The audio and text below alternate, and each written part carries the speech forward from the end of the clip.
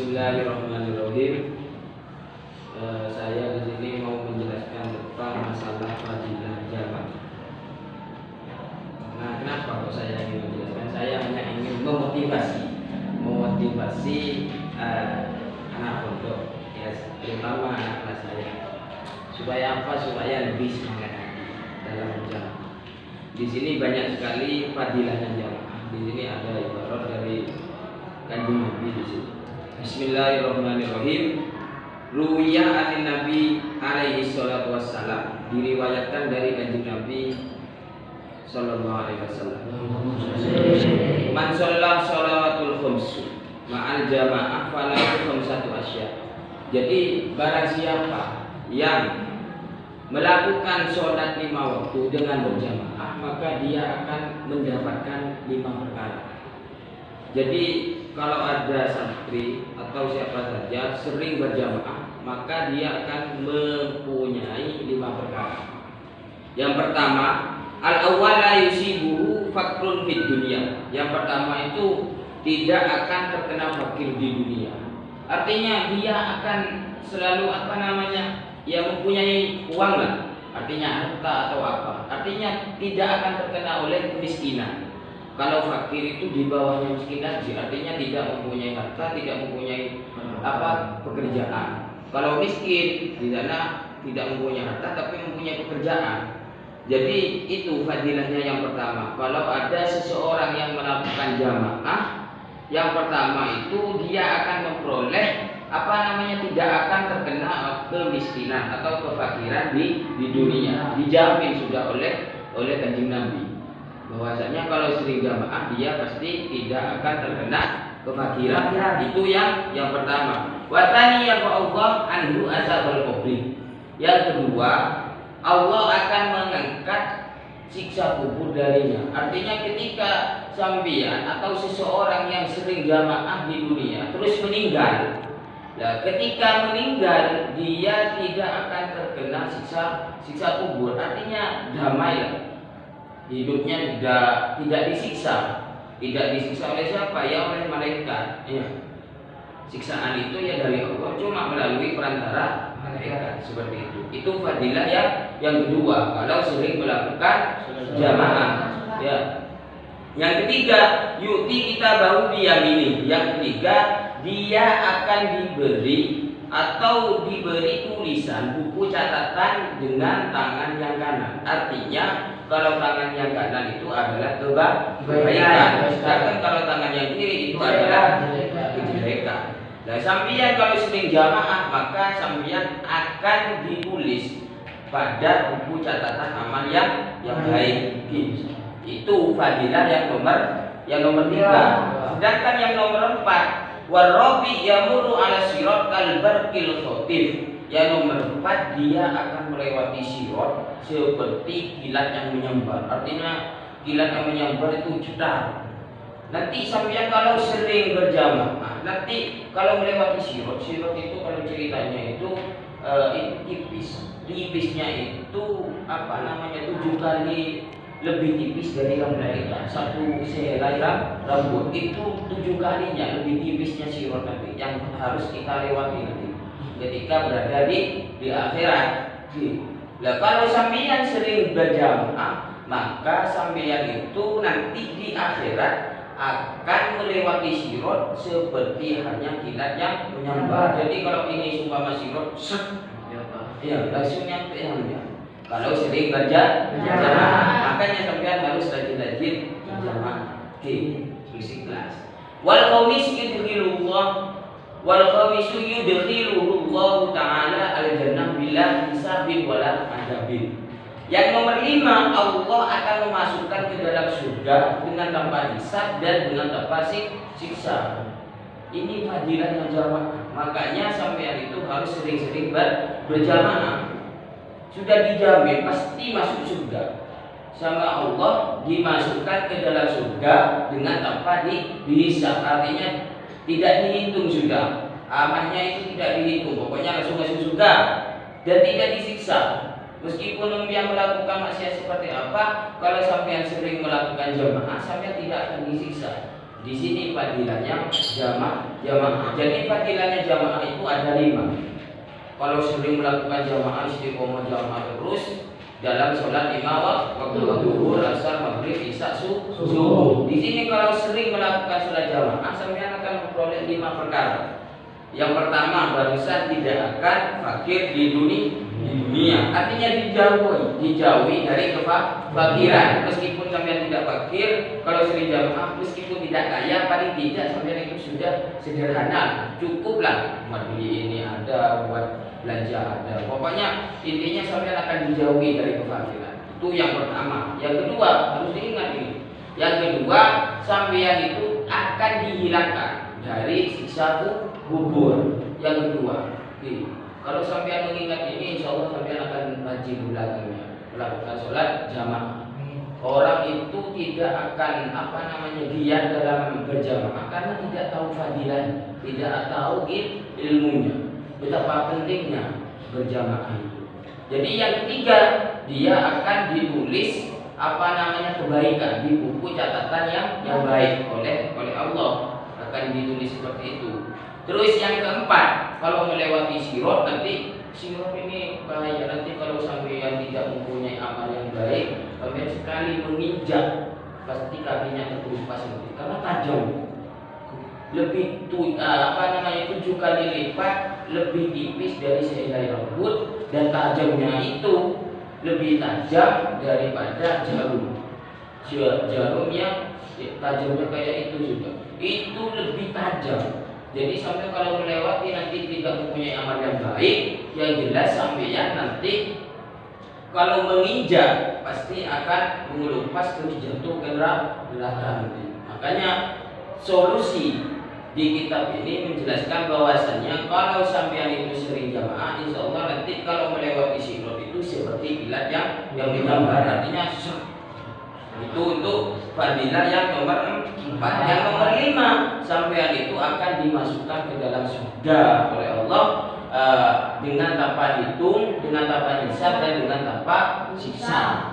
Ini sudah 5 ini. Kalau sampean berpegangan kepada ini, insya Allah sampean itu akan lebih giat lagi dalam berjamaah. Karena ini sudah dijamin, ini sudah diriwayatkan oleh kanjeng Nabi. Terus ada ibarat lagi yang mengenai jamaah. Sholatul rajul ma'al jamaah khairun fi sholati arba'ina sanah fi baiti munfaridan. Jadi sholatnya orang laki-laki yang berjamaah itu lebih baik daripada sholat selama 40 tahun di rumahnya dengan melakukan sholat sendirian. Jadi kalau ada seseorang yang sholat di rumahnya selama 40 tahun tapi sholatnya di rumahnya itu sendirian, itu lebih utama daripada seseorang yang melakukan sholat jamaah 1 kali. Jadi sholat berjamaah istiqomah terus ada seseorang yang sholat sendirian di rumah, itu lebih utama. Melakukan sholat jamaah berjamaah itu lebih baik daripada melakukan sholat sendirian di rumahnya selama 40 tahun. Waruya anal jamaah tabdulu anil munfarid bisab'in wa ishrina darajat. Dan diriwayatkan, ada juga yang meriwayatkan bahwasanya jamaah itu melebihi sholat sendirian dengan pahala 27 derajat. Kalau sampai melakukan sholat sendirian pahalanya 1, kalau berjamaah 27. Ini fadilahnya jamaah ini. Begitu begitu istimewanya berjamaah itu. Makanya sampeyan kalau di pondok itu sering-sering berjamaah harus ikhlas. Kadang santri itu kan kalau berjamaah karena takut kepada gerak massa. Tapi saya mau jamaah takut hari Jumat nanti berdiri. Enggak perlu sudah. Kalau sampeyan ke belakang hari mengamalkan fadilahnya jamaah yang 5 ini, insya Allah sampeyan lama-kelamaan akan ikhlas. Artinya sering melakukan berjamaah, tidak takut kepada gerak massa sudah. Gerak massa itu sama-sama seperti kita, sama-sama makhluk, jangan ditakuti. Takut itu hanya kepada Allah. Banyak fadilahnya. Di sini terus nanti wafil khabar an Nabi alaihi salatu wassalam annahu qala. Dan ada hadis yang diriwayatkan oleh kanjeng Nabi bahwasanya Nabi itu pernah bersabda, "Idza kana yaumul qiyamah Yahsyurullahu qauman wujuhum kal kawakib wa taqulu lahumul malaikatu ma a'malukum wa yaquluna kunna idza sami'nal adzan kunna ila thahara wal wudu wa la nastawil bi ghairi. Jadi ketika hari kiamat itu sudah tiba, maka Allah akan mengumpulkan kaum. Jadi kaum itu ada yang wajahnya seperti bintang, artinya bersinar nanti kaumnya bersinar. Kemudian ketika ada kaum yang bersinar di hari kiamat, nanti malaikat itu bertanya atau berkata kepada kaum itu, "Hei kaum, kenapa kok wajahnya kamu itu seperti bintang? Apa amal kalian?" Katanya malaikat, "Wa yaquluna kunna idza sami'nal adzan kunna ila thahara wal wudu wa la nastaqbil bi ghairi." Terus kaum itu berkata, "Kunna idza sami'na." Kita itu ketika mendengar adzan saya langsung berwudu dan tidak sibuk dengan yang lain. Kalau santri sini kan beda. Mendengar adzan masih borokan, masih ada yang tidur, masih mandi, kan macam-macam itu. Ya. Di sini kalau sampeyan nanti ketika hari kiamat sudah tiba, pengen wajahnya seperti bintang, maka ketika mendengar adzan langsung mengambil wudu. Tinggalkan yang lain sudah. Allahu Akbar, langsung mengambil wudu. Insya Allah nanti ketika hari kiamat wajahnya sampeyan itu seperti bintang. Terus wa qauman wujuhum kal qamar, ada kaum yang wajahnya itu seperti rembulan malam itu, apalagi bulan purnama, begitu indahnya ketika melihat bulan itu. Fa yuqalu lahum, terus mereka itu bertanya lagi kepada kaum, ketika wajahnya itu seperti rembulan, apa amal kalian? Kok sampai seperti rembulan, begitu indahnya wajahnya? Bayaquluna kunna natawaddu qabla al-adzan. Nah ini. Kalau seperti rembulan di sini oleh kaum itu dijawab, kunna natawaddu qabla al-adzan. Kita itu berwudu sebelum adzan. Jadi kalau sampai pengen punya wajah seperti bintang, maka ketika mendengar adzan langsung mengambil wudu. Ketika sampeyan itu pengen wajahnya nanti seperti rembulan, maka sampeyan itu ketika atau sebelum adzan sampeyan sudah mempunyai wudu. Jadi ada qiraat sampeyan sudah punya wudu. Insyaallah sampeyan nanti ketika hari kiamat sudah tiba pasti wajahnya seperti rembulan. Bukan saya mengada-ngada, ini ada di kitab ini ya. Tidak bohong ya. Kalau sampeyan enggak percaya bisa dibaca sendiri. Wa qauman wujuhum kasyamsi fa yaquluna ba'da su'al kunna nasma'u nida fil masjid. Nah, di sini ada pertanyaan lagi, fa yaquluna a'malukum. Jadi ada kaum yang wajahnya seperti matahari. Seperti matahari. Kemudian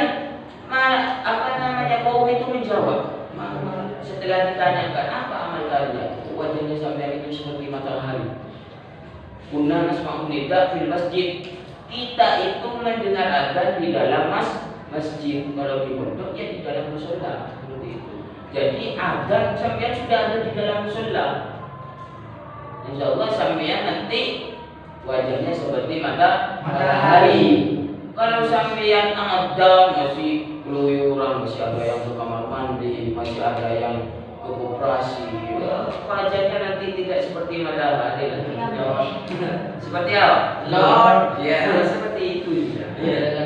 Jadi yang pertama, sampeyan itu dikasih pilihan. Sampeyan itu pengen wajah yang seperti yang pertama seperti bintang, apa seperti rembulan, apa seperti matahari nanti ketika kiamat sudah tiba. Kalau seperti bintang, maka sampeyan ketika mendengar adzan langsung mengambil wudu. Ketika wajah sampeyan itu pengen seperti rembulan, maka sampeyan itu harus sebelum adzan harus punya wudu. Artinya qiraat sudah punya wudu. Terus yang ketiga, ketika wajah sampeyan itu seperti matahari, maka sampeyan itu harus mendengar adzan di dalam masjid. Paham? Jadi mulai besok harus dipraktekkan ya, supaya sampean itu punya amal. Jadi fadilahnya jamaah itu memang banyak sebetulnya. kalau pengen mempunyai wajah seperti bintang, seperti tadi itu caranya sudah. Oke, paham? Terus ada lagi ini yang saya suka ini. Ruwiya an Nabi alaihi salatu wasallam annahu qala idza kabbara al-abdu lis-shalah yaqulu Allah ta'ala lil malaika irfa'u dhunuba abdi an raqabatihi hatta ya'buduni tahiran wa ta'khudul malaika dhunub kullaha. Ketika seorang hamba itu takbir karena untuk melakukan sholat, maka Allah itu berkata kepada malaikat. Artinya tuh, irfa'u dhunuba abdi an raqabatihi hatta ya'buduni tahiran wa ta'khudul malaika dhunub kullaha. Hilangkanlah dosa hambaku dari tubuhnya sampai dia menyembahku dalam keadaan suci, sehingga malaikat itu mengambil semua dosanya. Jadi sampai kalau takbir mau melakukan sholat itu kan ada takbir Allahu Akbar. Lah itu masih belum ruku, masih belum baca Fatihah. Artinya cuma tak rukun sholat itu yang dilakukan hanya takbir. Dosanya sampai itu sudah dihilangkan oleh Allah. Begitu istimewanya. Apalagi sampai ruku, sujud, baca rukun-rukun semua terpenuhi. Ya bersih, putih kayak kapur itu nanti. Tidak ada identitas sedikit pun. Begitu hebatnya.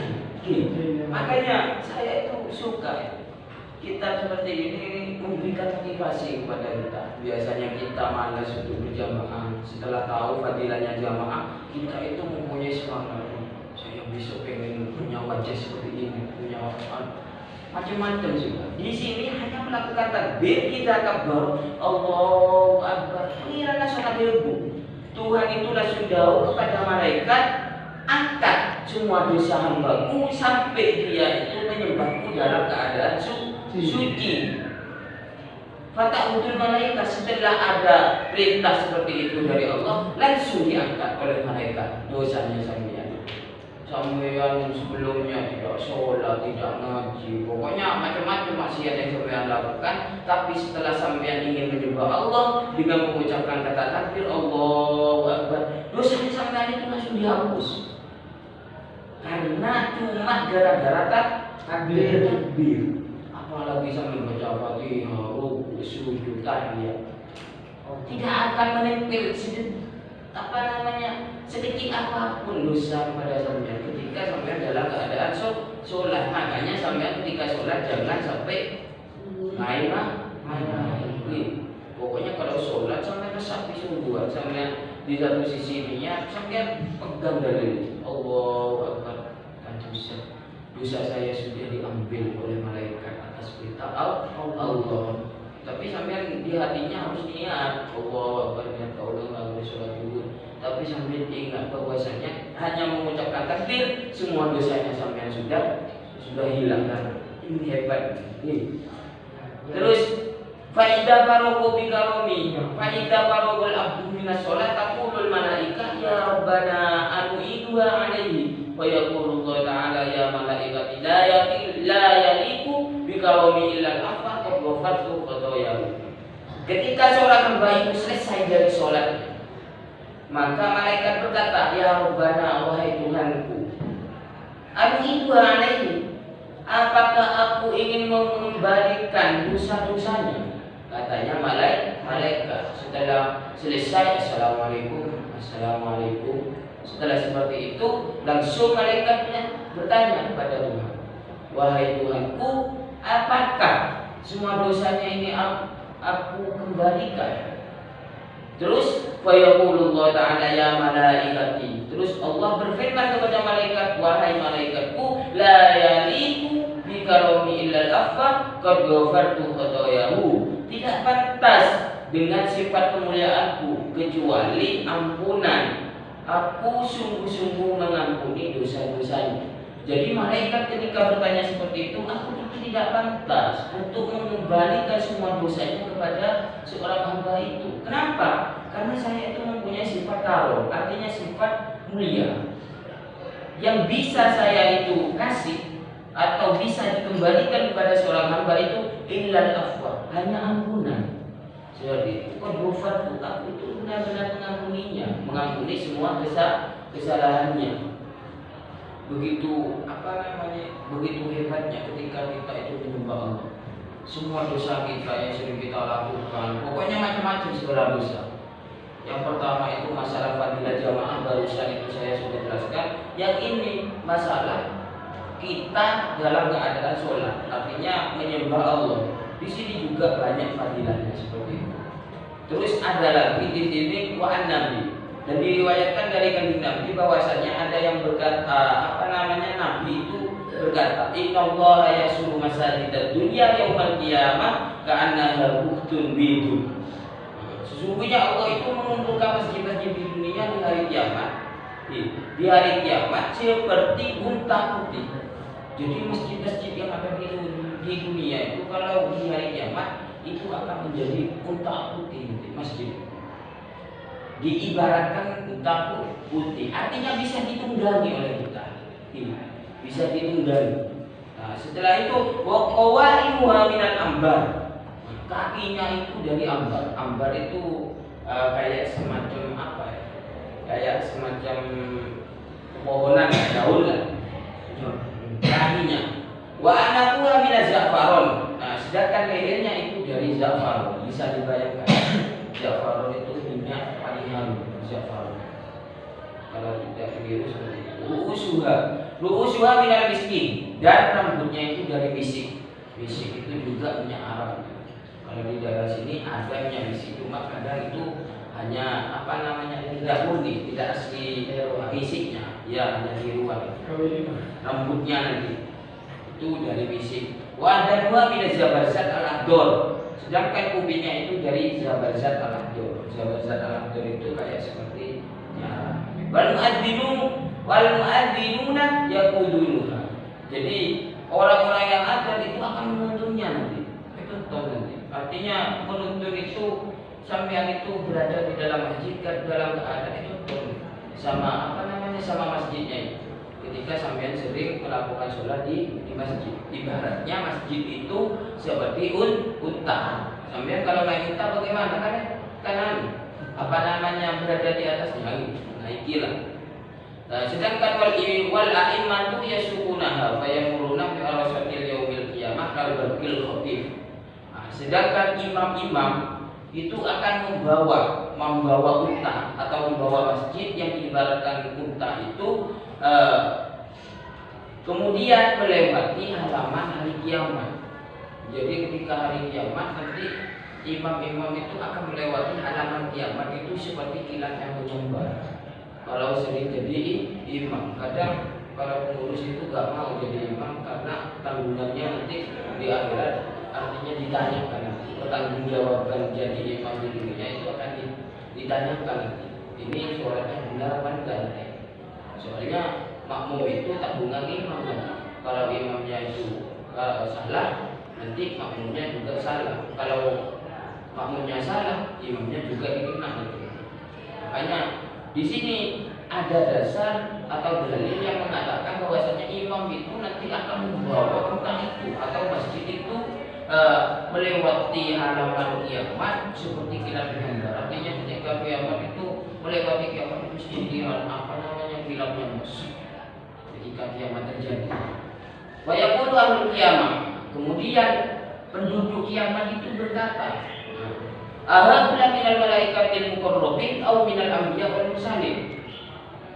Apakah mereka itu dari malaikat muqarrab ataukah dari anbiya dan apakah dari utusan, artinya rasul.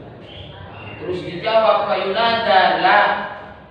Artinya dijawab tidak. Bal haula min ummati Muhammad yang fatuna sholawati bil jamaah. Mereka itu adalah umat Nabi Muhammad yang menjaga sholat dengan berjamaah. Artinya kalau sering melakukan jamaah nanti sampean itu melewati hari kiamat itu seperti kilat menyambar. Terus sampean itu akan berada di masjid dengan cara menuntun. Dan itu bukan malaikat, bukan anbiya, bukan mursalin. Artinya mursalin itu rasul. Kalau rasul itu sudah pasti nabi. Kalau nabi itu belum tentu rasul. Jadi mempunyai keistimewaan itu kan malaikat, nabi, terus rasul. Artinya melewati itu seperti kilat nyambar. Dan ini ahli kiamat itu kaget. Itu siapa itu melewati halaman kiamat itu seperti kilat nyambar? Apakah itu malaikat, nabi atau rasul? Oh bukan, itu umatnya Nabi Muhammad yang menjaga sholatnya dengan berjamaah. Artinya selalu berjamaah. Itu istimewaan sholat berjamaah. Begitu istimewa. Kalau seseorang itu tidak melakukan jamaah, tapi dia sudah tahu fadilahnya, memang. Makanya kalau berjamaah itu mencoba untuk ikhlas. Ya caranya untuk ikhlas itu ini sudah dipegang fadilahnya yang saya jelaskan barusan itu. Jadi fadilahnya untuk orang yang selalu berjamaah itu ada 5. Terus di sini ada lagi ibarat yang mengatakan man hafadhu qala nabi man hafadhu ala sholawat kana lahu nuran wa burhanan wa najatan yaumil qiyamah. Kalau orang yang menjaga sholatnya, ada orang yang selalu sholat, waktunya sholat zuhur, ya sholat zuhur, asar, waktu isya, artinya tidak bolong-bolong sholatnya karena lahu nur, maka dia akan memperoleh cahaya dan dalil wanajatan dan selamat di hari kiamat. Jadi banyak istimewaan sholat berjamaah. Sambian itu di satu sisi dapat cahaya, nanti juga bisa selamat ketika hari kiamat. Wa man lam yuhafiz alaiha lam takun lahu nurun wa burhanan. Kalau tidak menjaga, artinya selalu telat. Biasanya zuhur itu gak sholat, nanti duhurnya ditaruh di waktunya sholat asar. Nanti sampai itu tidak akan selamat, nanti tidak mempunyai cahaya dan tidak selamat. Ini pekerjaan anak-anak santri sering kotor. Apalagi sudah gak ada kegiatan, hampir raflah, waktunya santai tidur. Ya. Apalagi waktu subuh. Ashabatun amalillah ya balullah salatahu. Ini dikoreksi sendiri. Sampai ini masuk kepada ini apa enggak? Ini penting. Ashabatun amalillah ya balullah salatahu. Ada 10 golongan yang sholatnya itu tidak akan diterima oleh Allah. Ini penting. Sampai introspeksi diri. Artinya mencari kesalahannya sendiri. Masuk apa enggak ke dalam 10 golongan itu? Yang pertama, rajulun sholat wahidan bi ghairi qiraatin. Yang pertama, orang laki-laki yang sholat sendirian dengan tanpa baca Fatihah.